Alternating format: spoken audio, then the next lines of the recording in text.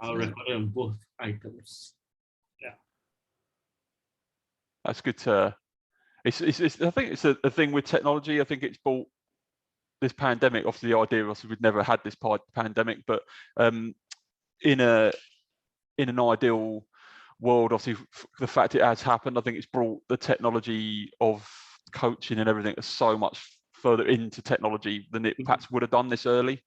I was sort of edging towards online, but obviously this forced you to be online from March last year, but UK is pretty much back to normal now. Mask wearing's optional. And as soon as I'll be honest, as soon as you tell British people you've got an option to wear a mask or not, they won't wear it. Don't give them if you want them to wear a mask, you tell them to wear a mask, because we'll just be like, well, we sort of bend the rules a little bit over here. Well, we are allowed to dine in today. It's going to be the first day we are going to be allowed to dine in for the longest time. So wow. So I'm not sure what's going to happen. And we just recorded 23,000 cases today.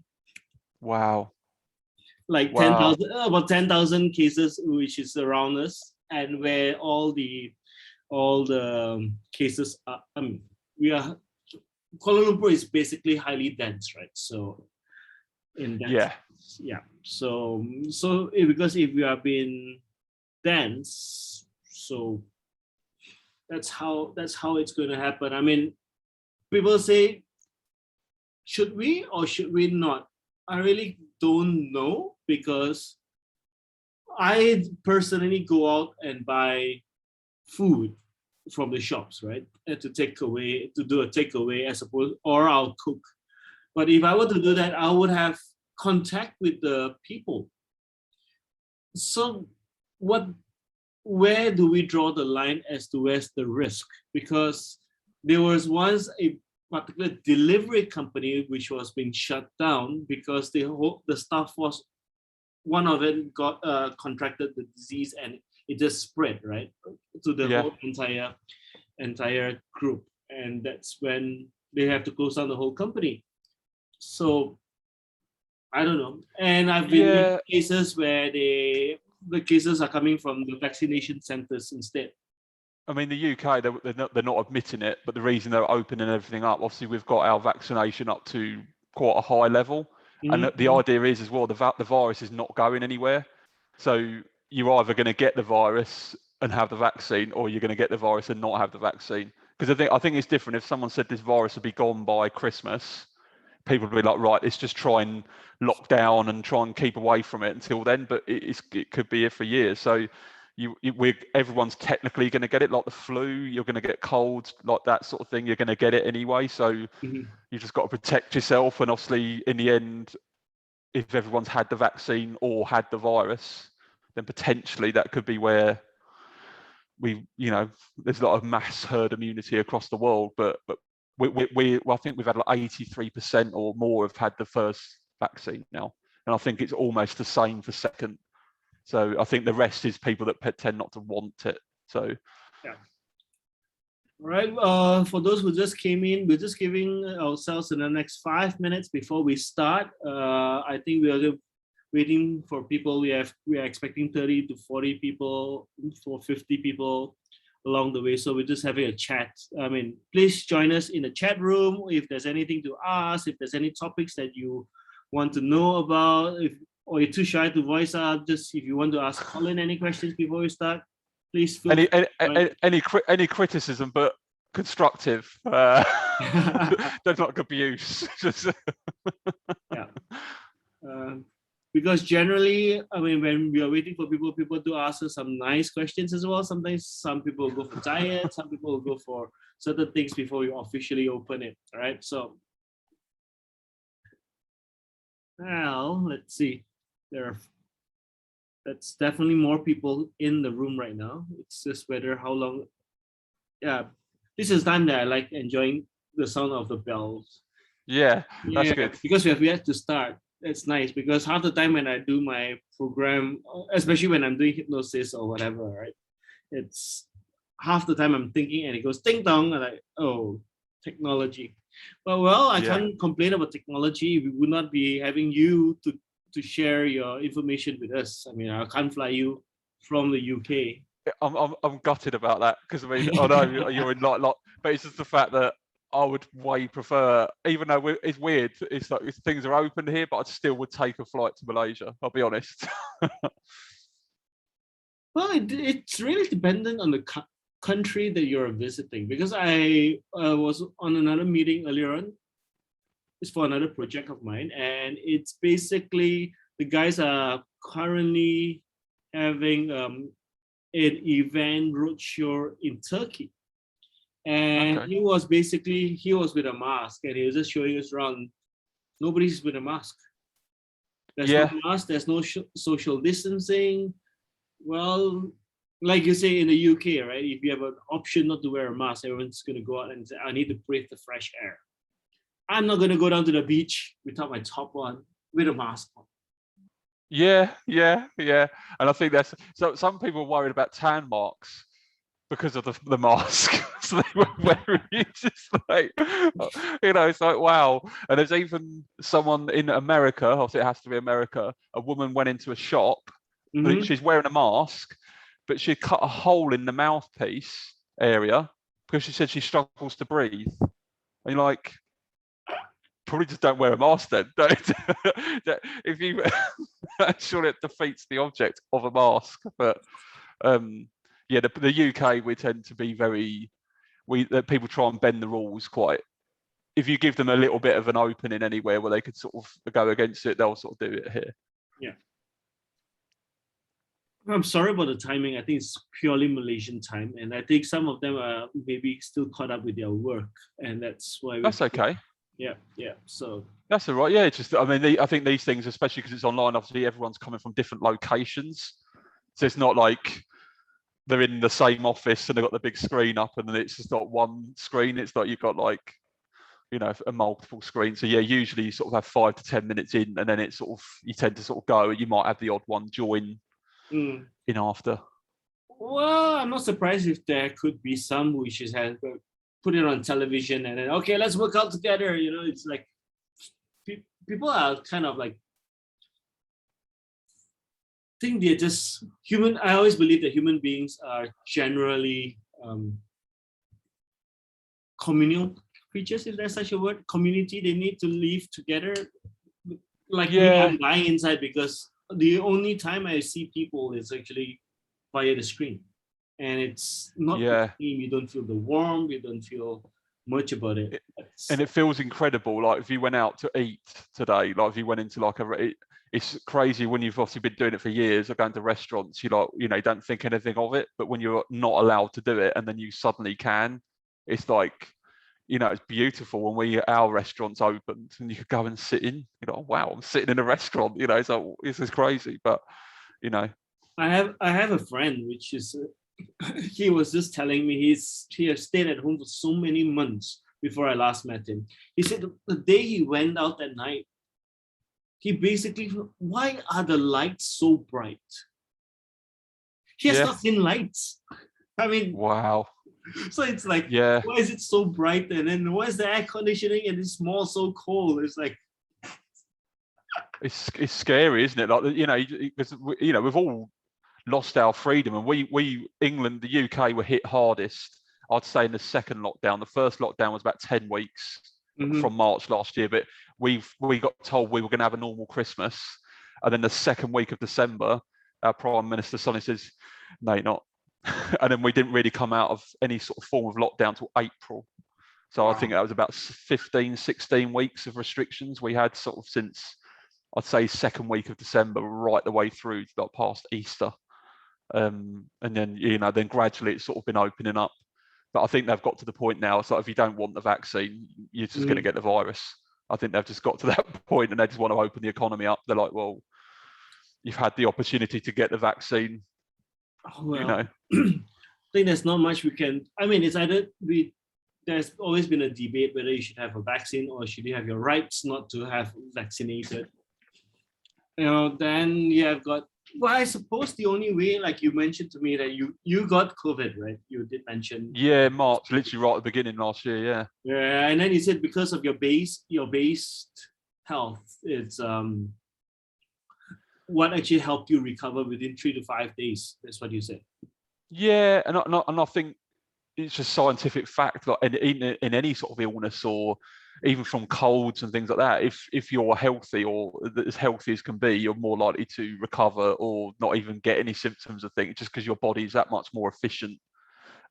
Your immune system's going to be stronger from battling any sort of cold or, whereas I've known, I think a lot of people know people that if you've ever worked in an office and someone's got, really an unhealthy person that's always ill, you could get someone with a cold that's the other side of the room, they'll get that cold. Whereas you could get someone that's like an ox and they will not get any illness that's anyone's got near them. They're just I think it's mainly down to the healthier you are. It can be genetics, you can be genetically more prone, but surely the healthier you are, the more likely you are to overcome viruses and illnesses. That's right. All right. Thank you for joining us again, Colin. And thank you for joining us for those participants who have actually just came in. I think we'll officially start now. We waited for a few people, but let's not punish those people who are early and on time, right? So basically what we're going to do is I'm going to start. My name is Adrian. Basically, I'm the host and the organizer for this whole entire event. And that's with me, Colin Beryl. I will let him introduce himself by himself. What I'll do is I would basically take you through a few rules of engagement before we start. And if I may, see when technology kind of messes with your brains when you need it most. So let me just share my screen. So wait, can you all see this? So share screens. Share sound, if any. Never mind, I don't have. All right, so this is Street Combat session. So welcome once again. It's with Colin Berry, and Colin Berry is the founder of the Combat Coach and Visit Fit UK, and his Malaysian partner will be eEssence. So we're getting on. Just before we start, there'll be some exercises that we may break you up and get you to move about a little bit more. So I hope you're properly dressed. We don't want you to be stretching any foods that should not be stretched, right? So a place that you can move about, because one of my favorite exercises by Colin is when I follow him on YouTube and his Facebook pages, he basically gives me something called shadow boxing, which I like, where people can say, hey, social distancing, right? So we need to, I said, okay, if you can't find anyone in your house, please don't find your spouse or your kids. Don't find your neighbor because you need to keep your social distancing. But shadow box, okay, it's a great workout. I generally don't like HIIT workouts, but Colin has formulated a way in which I don't feel that strain. All right, your cameras, please be on. Let's say normal time when he's sharing some slides and some rules. You have the option whether your camera's on or off. That's fine with us. Cameras on so that we can actually check out your moves in the event that there are some moves that is required. Always stay hydrated.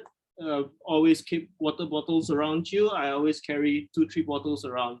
One of the ways I find that if you are into dieting, you will realize that the more water you drink, the lesser your body will retain water, and therefore you're generally lighter, and it clears the toxins as well.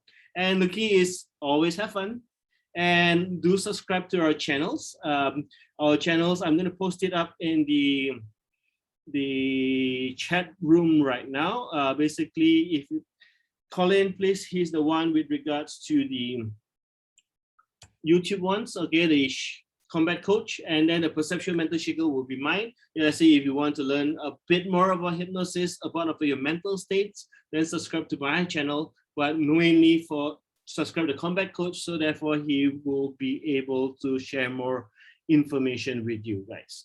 Okay, so when that is done, let's get started before I pass it over to you, Colin.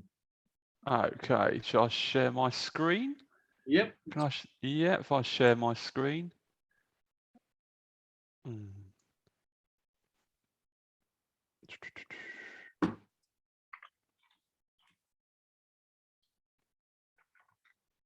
Here we go.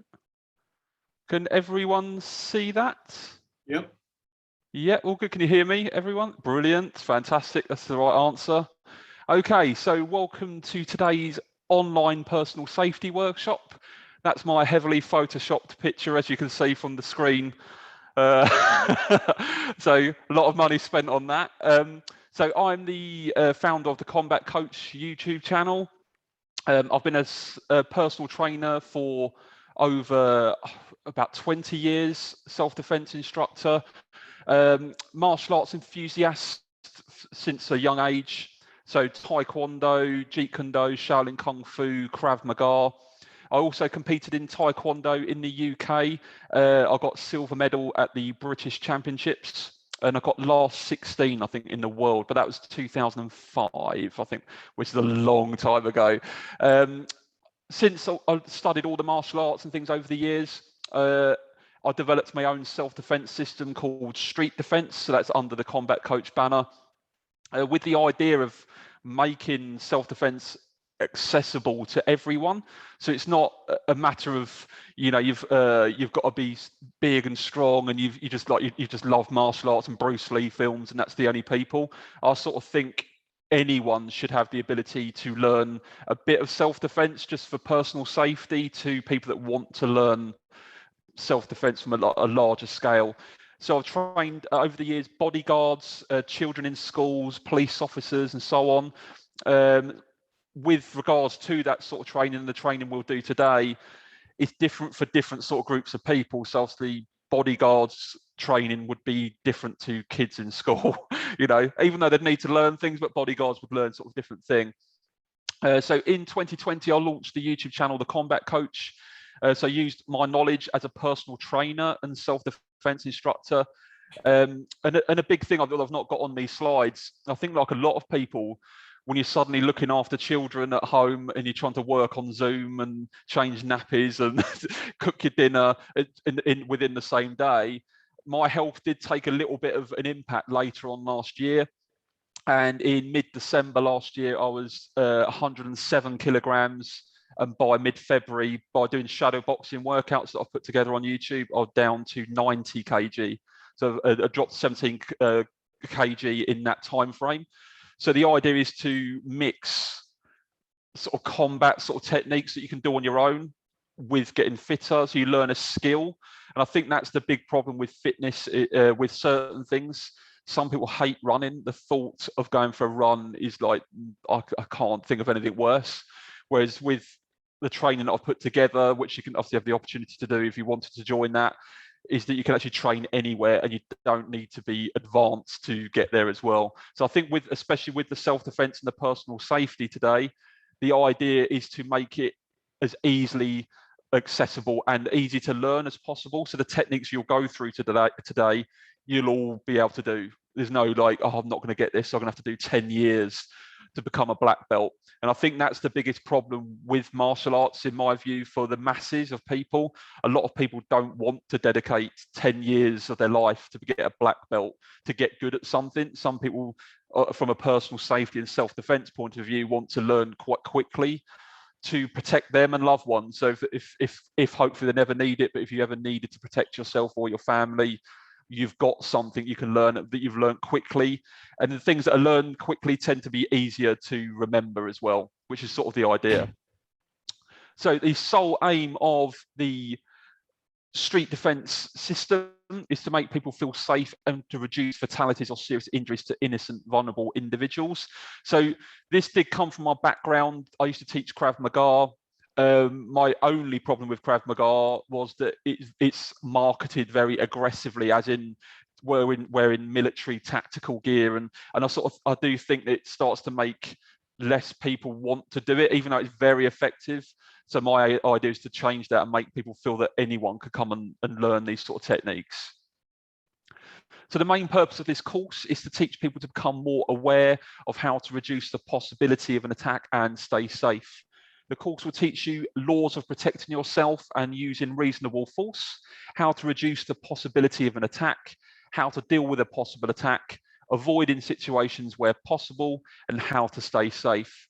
So we all have theory. I know not everyone's a fan of theory, obviously, especially with these sort of things. People just like to get on and do the techniques. But obviously, we have to sort of go through that so we can show you why and when potentially you'd use this, and obviously other instances where you don't need to use this as well. So the concept of the street defense system is that it's only used in defense, not attack. If an attack is brought upon us or an attack is imminent, then the techniques are needed to neutralize the threat. Street defense has been developed so it can be learned quickly and easily. The learner will be proficient in defending themselves from an array of attacks. This system has also been developed to mirror the attacks that commonly occur on the streets of many westernized societies. Too many systems look at techniques that are too technical and would take many years to master.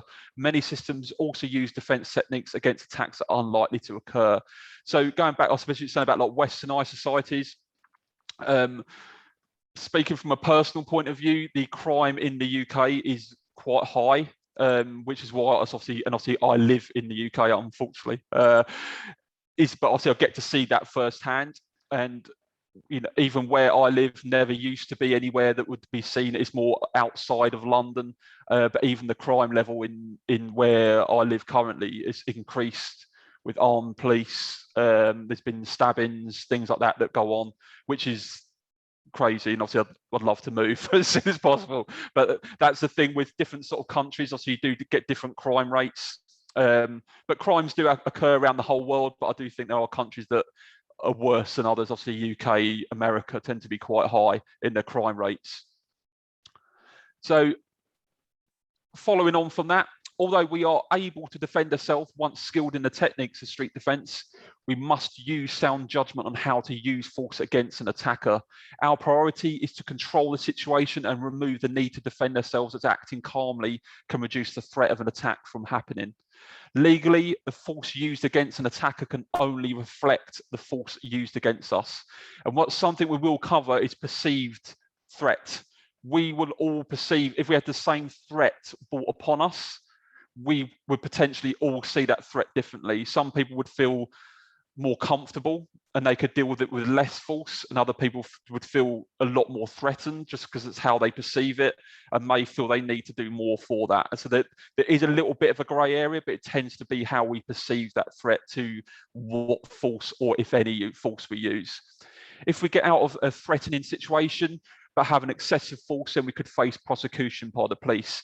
This does change in different parts of the world, but in the UK, weirdly, there's even the police officers that I've trained before. If they do more than, say, 3 strikes, or what they do is seen as more than what they should have used, they can actually get prosecuted for assault, even though they're a police officer, and they could actually have a member of the public go to punch them in the face.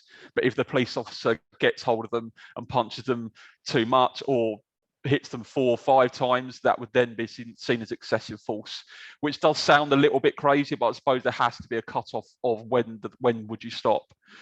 An example of this would be if an attacker pushes you up against a wall in a clinch and then unlock the clinch, followed by with an elbow strike to create distance between you and the attacker. This is a fine response, although if we were then to carry on throwing punches and kicks, especially if the attacker is on the floor, then this would be seen as excessive force. So the idea with self-defense is to do enough to enable you to escape, but then not going beyond that. So you wouldn't get the attacker to the floor and then get your shoe off and just start hitting him with it and so on. Okay, what you do is you do enough of these techniques which will go through to neutralize them. It might be to get them to the floor and then you escape. And in some cases, read the attacker as well. You can actually, if you know your ability, so even for me, knowing what I know, if a guy come up to me with a knife outside here later on today, and he's about 25 stone and doesn't look like he can run 10 yards, I'm not doing any of the techniques that I can do with against a knife. I'm just going to run because I know I can outrun him. There's no point in me facing a situation because there is still the unpredictability of how that event could go. Therefore, by avoiding a situation is what you want to do. You don't really want to do the techniques just because you know a few techniques. Even if you're a master, you don't go for it. And this is how bad the UK is. a guy I know quite a few years ago. He got stabbed 6 times in Birmingham, UK. Luckily, they hit nothing major. But from that day, he then started studying martial arts and become like a Silat and a Screamer master. Is incredible. But even he, in a potential knife attack, would run at the first course of action. He wouldn't face the attack unless he's cornered and he's got no choice. So you can see there's, if someone like that's going to run, knowing what he knows, most of the other people should do the same thing as well. So the next bit on here, so the only reason that we should have used any more techniques in an attack is if the attacker comes in with further attacks. The concept behind the system is not only to teach people techniques of how to defend themselves, it's been designed so that the defender reacts without thinking. If we have to think about how we are going to defend against an attack, it's too late. So with training, so even the techniques we go through today, you do have to practice them, but to the point where they become a reaction. Because obviously, as soon as you have a few seconds of thinking about what you're going to do, if you need to do anything, that could be too long. It could, the threat could have been brought upon you, and you won't have the ability to defend yourself. So the only way to react without thinking is to have the continual training in this system, or any system for that matter. Only with constant drills and training will the student be learning to react rather than think. So going back a bit onto my YouTube channel, so we've got different forms of combat workouts and things on the channel. We've got shadow boxing, which is obviously boxing without hitting anything, but obviously is a great way of working out. But with self-defense, reality-based self-defense, we never punch, because the problem is when you punch, and I know it's things you see in films and so on, but most people don't really know how to punch correctly, and even pro boxers have been involved in street fights before. Mike Tyson years ago got involved in a street fight, world champion, multiple world champion, and he broke his, I think it's either his wrist or his hand, or his hand in a street fight. So that's someone that knows how to punch, so that would tell you you don't punch. So we do use a thing which police units, a lot of tactical units around the world use. If they have to strike and if it's to the face, they do palm heel strike. They hit with the palm, they don't punch. Therefore, when you hit with the palm, you actually hit with this section here. You can see my wrist doesn't move, whereas on a punch, the wrist can snap. And obviously hitting here, you're hitting bone on bone. This section is padded on the hand here. So that being said, with military units, if they were to punch to the face and break their hand, they're then out of action for say 2 to 3 months, which obviously is not efficient for any military personnel. So the idea would be to use techniques such as the palm strike, therefore to create the impact they need if an attack's brought upon them, but then not to damage themselves. So common law, we're almost there with the theory, don't worry. Common law is each and every person's right to protect him or her from being attacked, and also to act in the defense of others. In order to be seen as lawful, any force that is used in defense of an attack must be reasonable to the circumstances and proportionate to the actual or perceived threat. Circumstances may justify a person striking first in defense of an attack. So common law also recognises people's acceptance and the use of force against each other, say at a sporting contest rather than a crime. Common law is therefore interpreted according to the following guidelines. If force is used, it must be reasonable in the circumstances. Any force that is used must also be proportionate to the threat. Force may be justified in the prevention of serious evil. Force and can be used in defence of self and others. So I think we would all perceive threats slightly differently, but I think a lot of people, if you feel threatened, and years ago, it used to be in the UK, I don't know about the rest of the world, you used to almost have to wait for an attack to happen before you could then respond to it. But the problem with that is, if you allow that time to happen, you might not have a chance to protect yourself because you've already been hit, struck, or hit to the floor, hit your head, and so on. So if you feel that you've got no option, you can't run away, a threat is imminent in that split second, and you feel that you need to strike to protect yourself and or loved ones, then you do what is necessary for that as well. And not that we have guns in the UK, but even in America, people use guns, unfortunately, which is crazy. But if they do use them, they still have to use them in the right way. But if they feel again that their life was threatened and it was their only option is on their property, then they technically have the right to use it. They have to show they had the right, but that's further down the line. And a big thing as well, that's not on here as well, is some people can get quite scared of getting into trouble by doing a self-defense technique or like a strike or getting out of a headlock or whatever. The problem with that, if you overthink it or you over worry about it, there has been a lot of instances around the world where people haven't done anything, even though they technically could have done, because they're so worried about that, they didn't do anything. And obviously they should have done, because after 30 seconds or whatever, they got seriously injured. So you have to, you don't have to stand there to be a punching bag. If someone's coming at you full speed to attack you, you either get away from the situation or you do a technique to protect yourself and others. So next section is the reaction gap. This is a big one. You should allow a 4 to 6 foot gap between you and the attacker. And this isn't always possible, because obviously sometimes an attack can be brought upon you without you knowing straight away. This allows you to look into the person's eyes and you can still see their feet. The reaction gap will give you more time to react and respond to any aggression. So it's simple science. If the attacker's further away, the further away the attacker is from you, the easier it is going to be to protect yourself, I suppose, unless it's a gun. But if it's a knife or it's unarmed, up punching and kicking, whatever, if they're the other side or they're a good few meters away, you do have a lot more time to respond. If it's from close proximity in here, obviously the threat is imminent, and obviously whatever you do has got to be done immediately. If you don't do it immediately, it could get worse a lot quicker. It means you also won't have to avoid the person's personal space. If you've got that distance, you may help read anxiety and prevent them from becoming more violent. So especially using your voice as well and your body position, which we'll go through, you can actually control someone in a way of actually calming them down and so on. Because a lot of these things, if you can obviously avoid it, do it. If you can run away, do it. The next step would be to try and control the situation using your voice as well, which is a big thing. So the green long range on here is for flicking back. So the long range here is as far away as possible, even though the threat gives you a lot more time to react than the red zone, which is obviously imminent. Any of the zones on the diagram above, you need to act quite quickly.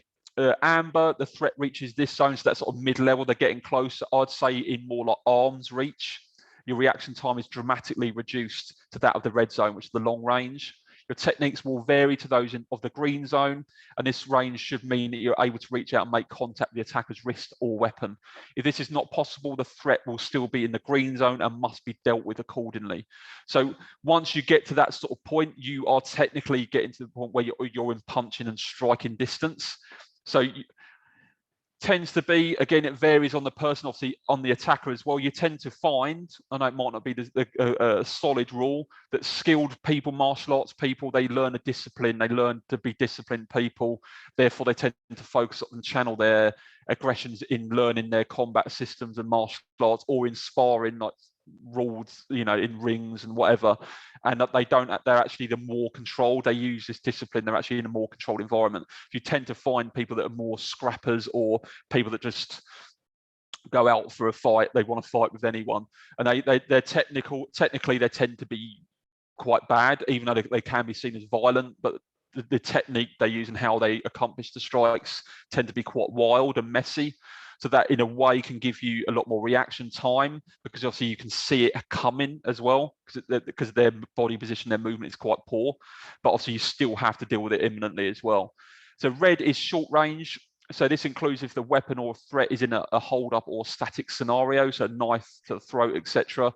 If the threat is static in a hold up, this should make it easier to neutralize the threat or disarm the weapon. As a static target, it's always easier to hit or control.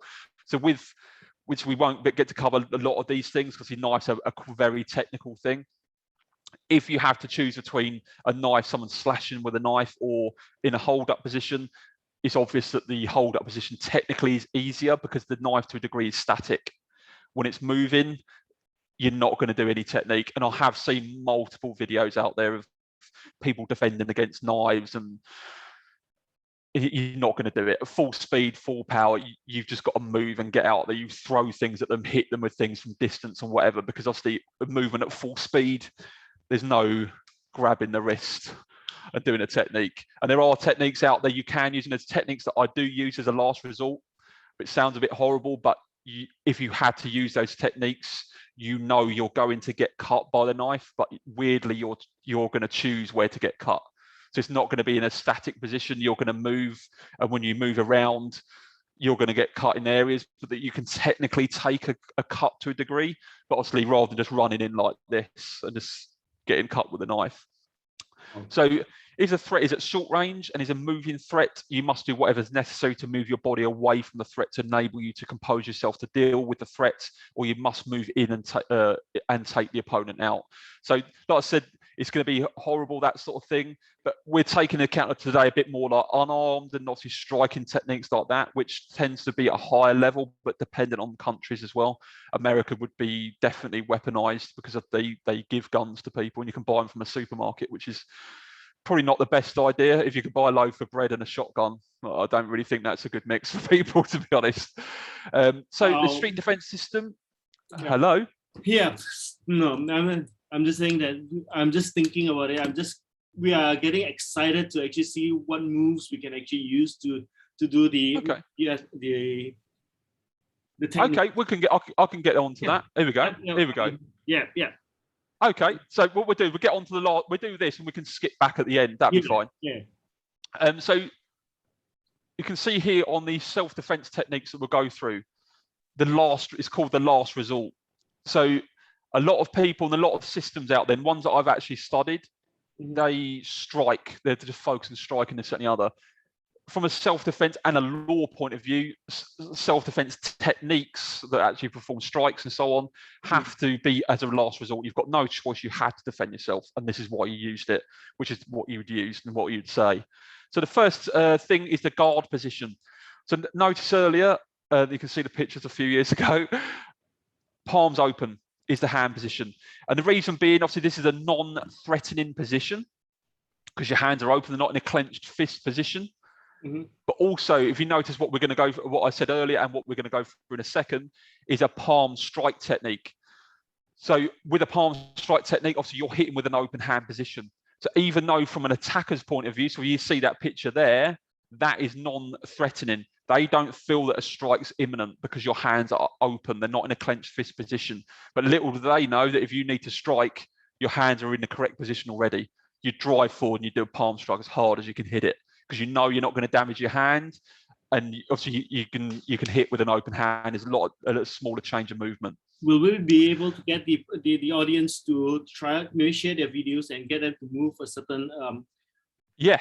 I think they need to move. It's 5 o'clock after the whole day's work. I think. Yeah. They can get into this position. They can, because this is the start of the positions we'll get into.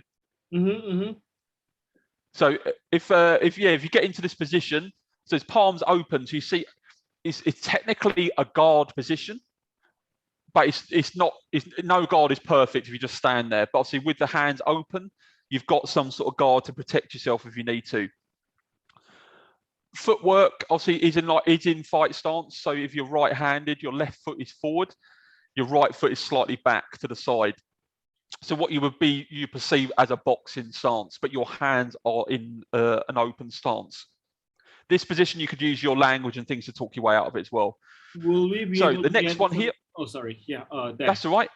So the next technique is a palm strike technique. So I'm going to show you the video. So you can see here. So if you start to practice a move around the space you've got, obviously be careful of pets and family and your TV screen. So you can see the hands are open. So you can see I'm moving the hands around in a non-aggressive manner. But you can see I'm stepping forward and see how I'm turning the hip. A bit like a boxer would use a punch and they do a cross position. It's the same movement, but actually what it is, you're actually driving that hip into it. So you can see hands are open and you hit with the palm heel. So you don't slap them. Don't slap people because obviously you're going to annoy them even more. You're going to hit with this section. You're going to hit hard and you're going to hit forward. Imagine it's like a big push, but it's got power, a snap. And I'll show again. So with the target position on this one as well, just hit forward. If the person's 6'2" up or whatever, don't aim for the face. you hit directly forward. If they're at equal level or slightly shorter than you, and you need to do it, you just obviously aim at the face. People would say, where do you aim on the attacker? You're not always going to have the luxury of pinpointing the exact area of the face or the body that you're going to hit. You just hit as fast and you hit as hard as you need to hit to get out of it. If you need to strike, it needs to be enough to enable you to escape the situation. So you don't want to be worried. If you're going to have to strike, don't hit soft, because if you hit soft, you might have to do 2, 3, 4, 5 of these, which could be too much. You need to do 1 or 2 of these and then at maximum, and then get out of there. So you can see with the left foot, as you're about to strike, you step forward with the left foot to bring you towards the attacker, and then you drive forward with that strike. Breathing out as you strike as well is a big one, to make sure you breathe out as you strike. Obviously, you're not going to be hitting a pad. Technically, if you're in a gym or you did have a bag of some kind, start lightly to begin with, but you can actually do this on a bag and you get to start to feel it. But don't worry if you don't have that. Just try and imagine that that target in front of you and hit through the target in the hands open position. And this is a really, once you master this, is a really powerful strike, because you've got no worry about damaging your hand, which unfortunately in a punch position is likely to happen. Obviously, if you punch, you can do damage. Get them to practice now, and then we can choose an individual that we can actually coach or something if they're getting it right, so we can actually get them moving a little bit. Yeah, where's the so we you have to stop your share. Stop your share, and then we'll come back to the main page. Yes.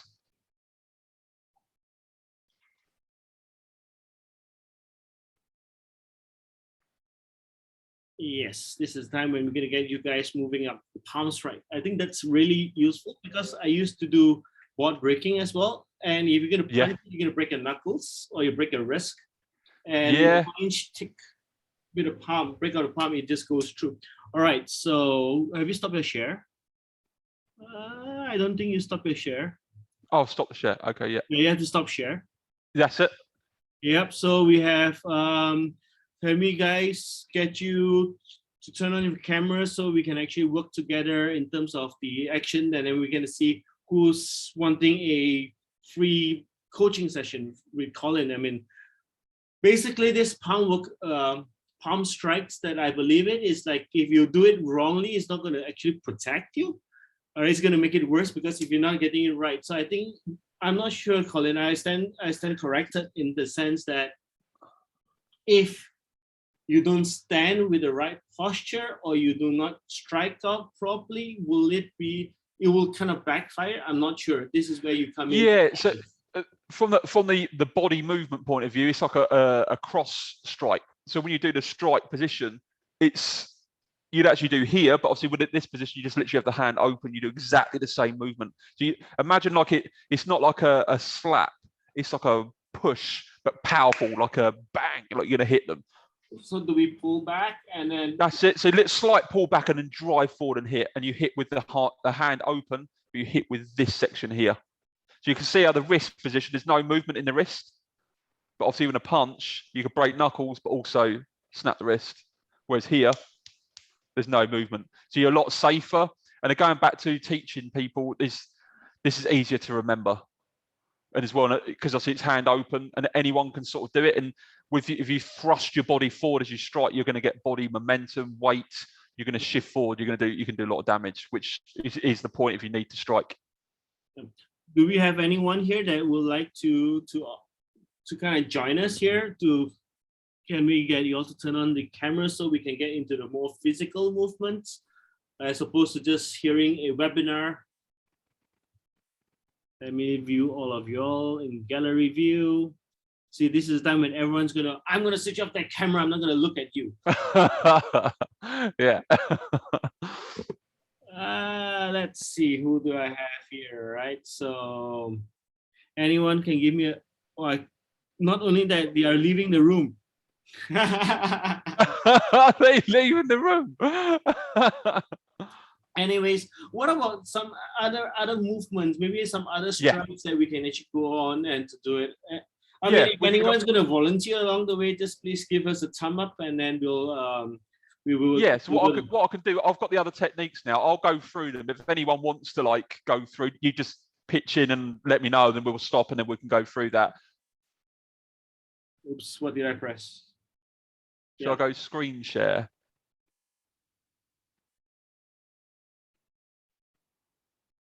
Is it? Are we back there? I can you see my? Yeah, that's right. Okay, brilliant. Okay, so that's the palm. Next technique. So this, I'm not sure if in Malaysia if people have used or think this is like a bit of an urban myth. So people think with using keys, like you know, walking late home at night, put your keys within your hand, and you punch someone with the keys sticking out, and so you can fight them off. Danger with that is you can actually damage your hand quite significantly. And going back to like the palm strike, there's no point doing a technique that you're going to hurt yourself. So the video here, this is very effective. It's something obviously I've shown you to the point here. You can be a lot more aggressive than this video shows. Obviously, I didn't want to take the wall out in my house. So you can see this. So what you do is you actually grab like a key or key ring and you actually swipe across with it. So you can see towards the attacker's face, and obviously you step forward, you can create more distance, and obviously you can get more power. Trying to flick too wide with the keys, because obviously that can leave you open to an attack if you go too far across your body, if you put too much effort in that way. Honestly, move fast enough they don't steal your keys and maybe your car. So very, very good technique. And you can see here, I have the hand, I've got it in the right hand, therefore my right foot is forward. The reason being, I want to keep my body away from the attacker as much as I can. I want to keep my body away, and this creates like a barrier, but also can be quite an aggressive thing, especially if you're aiming towards the face. You could do quite a lot to fight them off, but it's definitely a great technique. Okay, Rhino Strike. This one is one that I've developed, and going back to the relevant force that you use in an attack. This technique, I've got, for me included, I've got people that I've trained over the years using this technique as well, that this strike that they're performing is so powerful, they have to really question when they use it, because the damage they could do is quite high. This is to defend against someone trying to punch you in the head, basically. So someone's trying to hit you in the head, rather than learning the techniques where you block with one hand and strike with the other and so on, which takes a lot of training. We want people to be able to learn techniques quickly and learn this sort of thing. So Rhino strikes, you might think it looks weird. It isn't the wind up, but this is really effective because obviously you're hitting with the edges of your elbows on this one. So you can see as a drive forward. So you can imagine, I'd never condone headbutts, the awful way of defending anyone. Obviously you're using your face as a weapon, but you can see here's what it is in effect. By bringing the hands and arms around the head to protect the head from impact, I'm also driving the elbows forwards into the attacker's rib cage. And like many of you now, you can imagine if you've got someone you're with now, just to rest their elbow on your rib cage, like to slightly dig in that way, you'd imagine with force and speed and power and driving forward into it, the damage you could do on an attacker. And so you can see a boxer would shield themselves against a full-blown attack in the ring. So what we're doing is protecting our body at the same time as performing a strike. So I think that's the problem with a lot of martial arts, is usually like a block and a strike.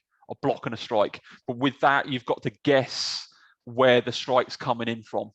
And if you've got to do the training to be able to react that quickly, that you'd know when that's coming in, which takes a lot of training, and most people wouldn't really want to put that amount of effort in. This is a one singular technique against a punch towards your head, whether it's a hook, a straight shot. If you got hit, the only bit exposed of your head is the top part of your forehead. So with that in mind, that is the hardest part of your head. If you're going to be able to take impact on anywhere on your head, it's that. And I'll guarantee you, if an attacker did punch on that point, the damage they're going to do to their hand and wrist is going to be awful. You might have a headache, but the damage that is going to be done to them is way greater.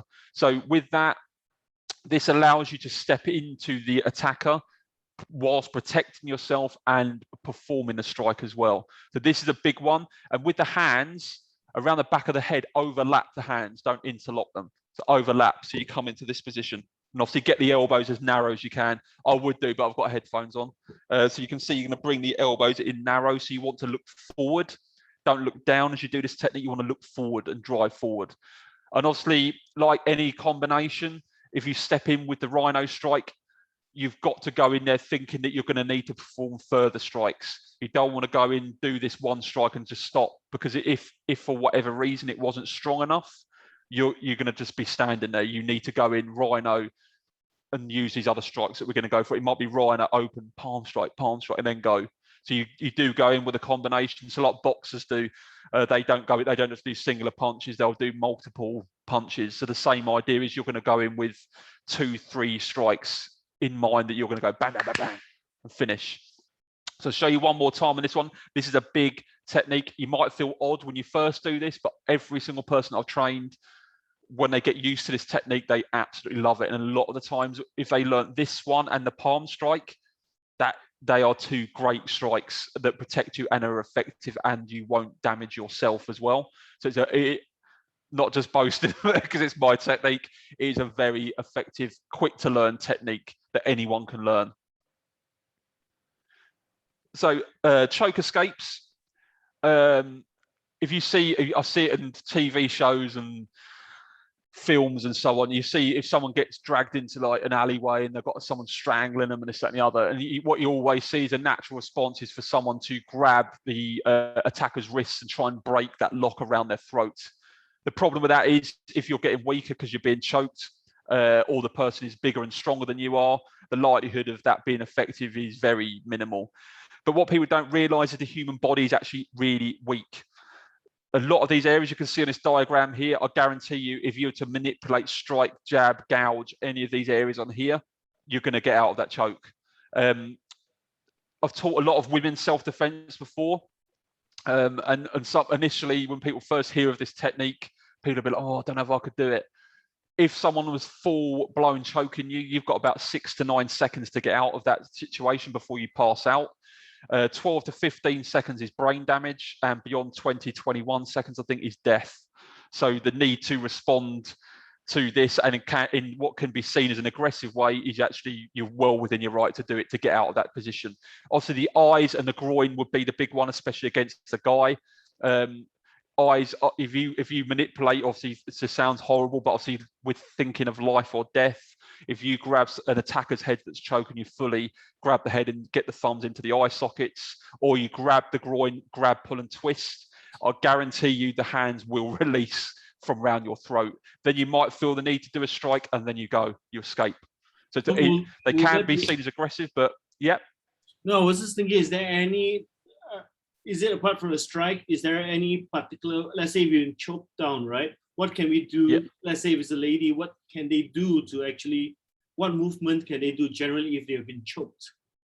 If you're being choked, especially if it's a guy, and guys will know this, and it sounds horrible, but it's the biggest thing I teach, that a lot of people teach in women's self-defense, is you grab the groin area, you grab, you pull, you twist.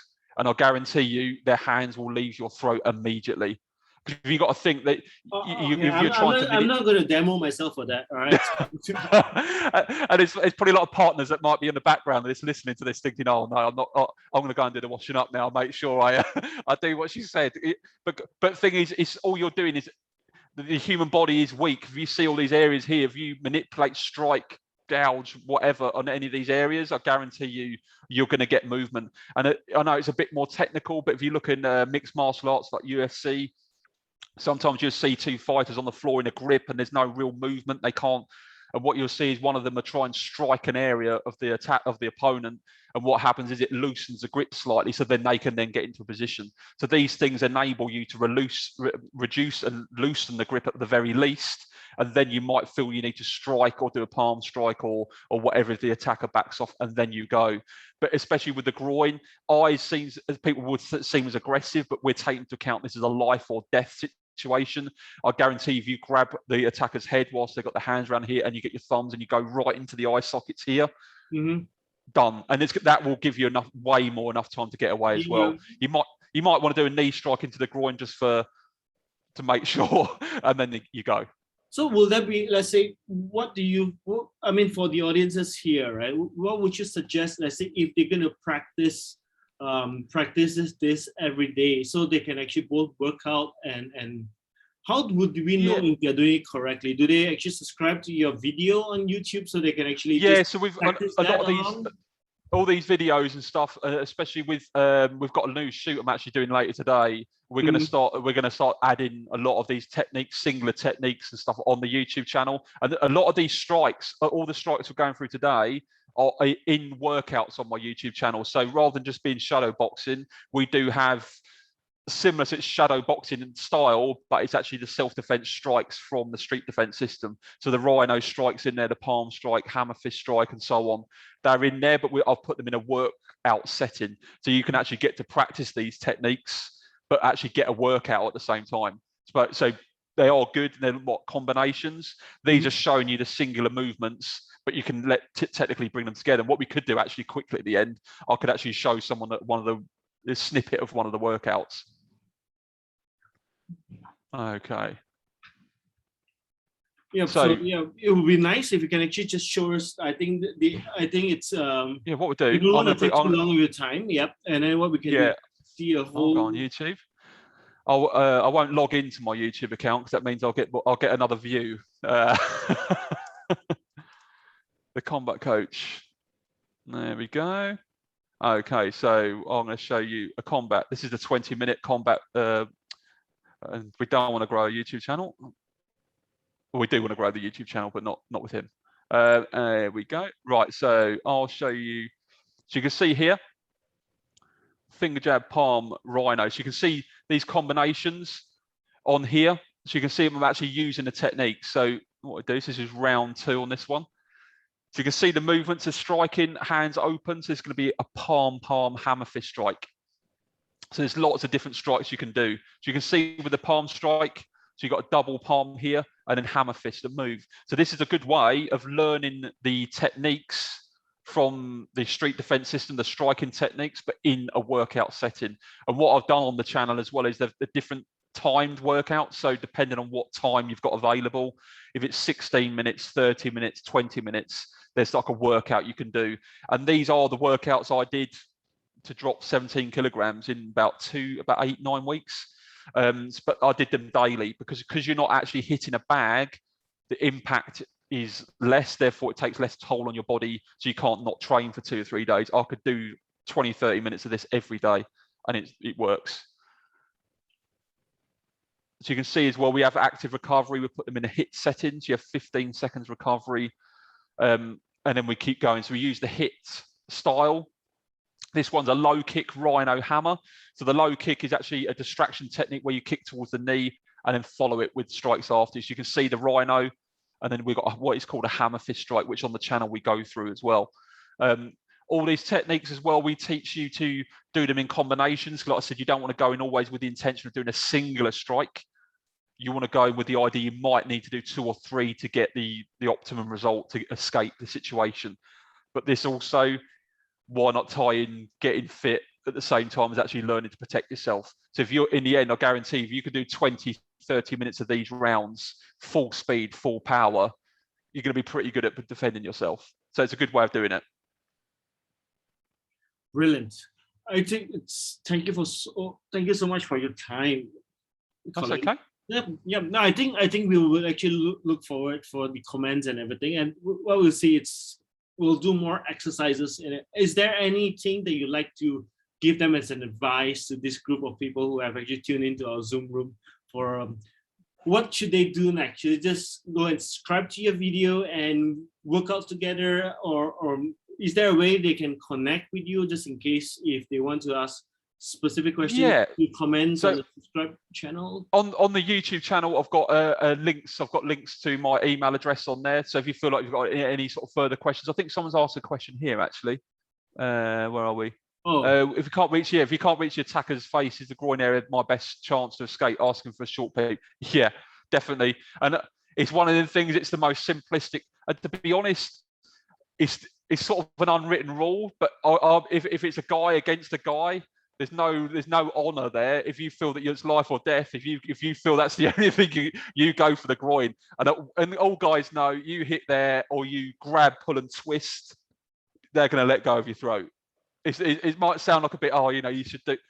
It's life or death. My There's honor, right? I cannot be fighting. It's below the belt, literally, right? Is it not? Yeah. And the thing is, it's simplistic stuff, and that's when simple self-defense stuff works.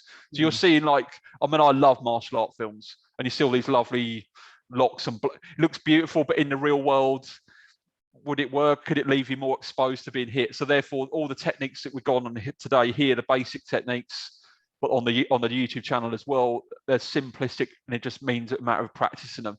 But from workout point of view, the idea for what I did, I actually left my gym membership. I left my gym mainly because I don't feel you need to be a member of a gym. It's okay to be a member of a gym if you want to be, but to be fit and in shape, you do not need it. If you've got the mental drive to go to the gym, drive to the gym or whatever, you should have the mental drive to do 20, 30 minutes a day in the small space that you've got. And it is simplistic, it fits into your day. And with my channel, the idea is I wanted to make it so you learn a life skill at the same time as getting fit. So it's not just me jumping around on a step block for 30 minutes, and then that's it, finished, which is fine if you want to do that. But I wanted to actually have something behind it that actually you come out of it and think, oh, wow, I'm so much stronger and I can hit harder and so on. Well, I'm sure there will be some of us who wants to do that. Well, maybe we can organize for another session. I think we have one with you next week. Maybe we can actually include more of those to sweat it out, move around, and get to know the movement. And what I might do, I can make a shorter section on the theory, and then what I might do is I could actually PDF that. Yeah. And I might do one of the 16-minute street combat workouts. What I'll do is I'll turn the sound off of the YouTube channel, and I'll talk over it from here. Brilliant. Yeah. Hey, thank you so much for coming up again, Colin. No worries at all. Malaysian time, it's 11 round. It's so good to see you again, and I think we'll stay tuned, and I'll just invite more people in next round, and let's see what we can do from there. Fantastic. Thanks so much for that. Pleasure's all mine. All right. Thanks, Colin, for hosting. Thanks, everyone.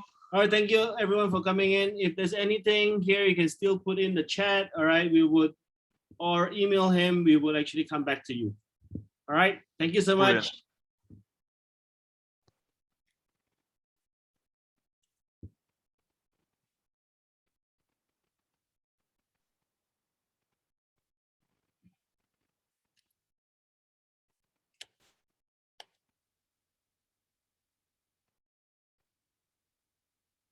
All right. See you again.